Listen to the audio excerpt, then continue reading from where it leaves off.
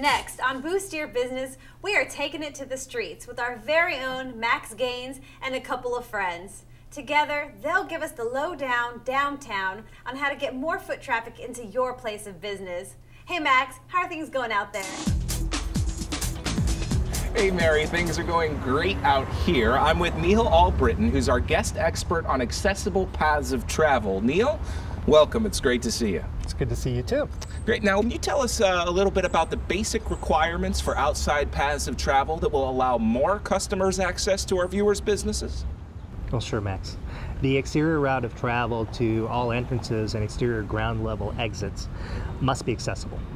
So the accessible routes must be along the normal paths of travel in between buildings and other public facilities. The accessible route from the property line should be the most practical direct route to accessible entrances. And Neil, what about sidewalks? Well, sidewalks or other walkways must be at least 48 inches wide. An exception to the 48-inch width is allowed when the enforcing agency determines that complying with a 48-inch requirement would cause an unreasonable hardship. In those cases, they may allow a portion of the sidewalk to be as narrow as 36 inches. Unreasonable hardship. In my town, trying to get a building permit, that's an unreasonable hardship. I'm just joking with you, Neil. So how am I supposed to know who the enforcing agency is? That's a good question, Max. Here in the state of California, there are county and city agencies that enforce various parts of the building code. The first thing is to call your county or city building department. If it's not them, they can tell you who to contact.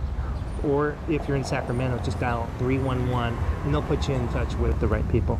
Great, Neil. Thanks for that. Now, we were talking about sidewalk accessibility. That's right, Max. When sidewalks slope to the side, the maximum cross slope allowable is 2%.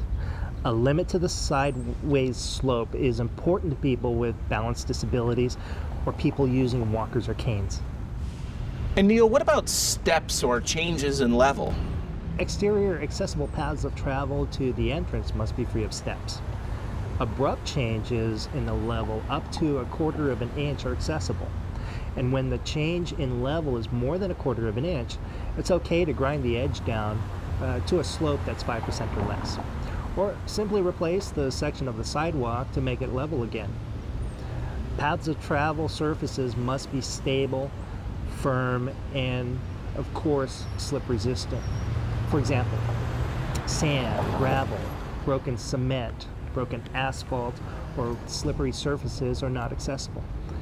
And when there are grates or other gaps in the sidewalk surface, they must not be more than 1/2 inch wide in the direction that the person's traveling. And what about where people walk? Are there any height restrictions on anything there? Well, that's a great question, Max. Pedestrian routes must have a vertical clear space of at least 80 inches high.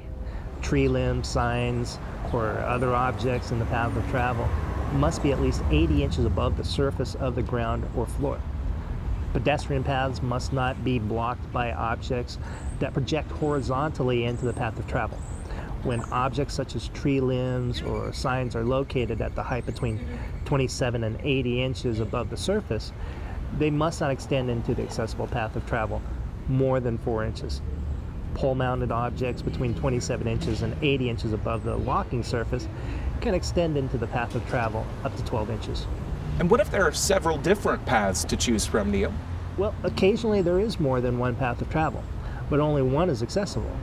Signs using contrasting colors and displaying the ISA must be used to direct the person with disability to an accessible path of travel. And for the folks at home, that translates to a path of travel right into your business, Neil. Now that was a lot of information. If our viewers need a little more info on outside paths of travel, where can they go? Just have them go to www.dor.ca.gov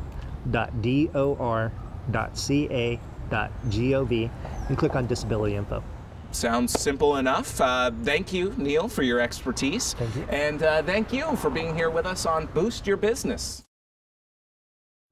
If you have further questions on accessibility, email Disability Access Services at dasinfo@dor.ca.gov or call 916-558-5755.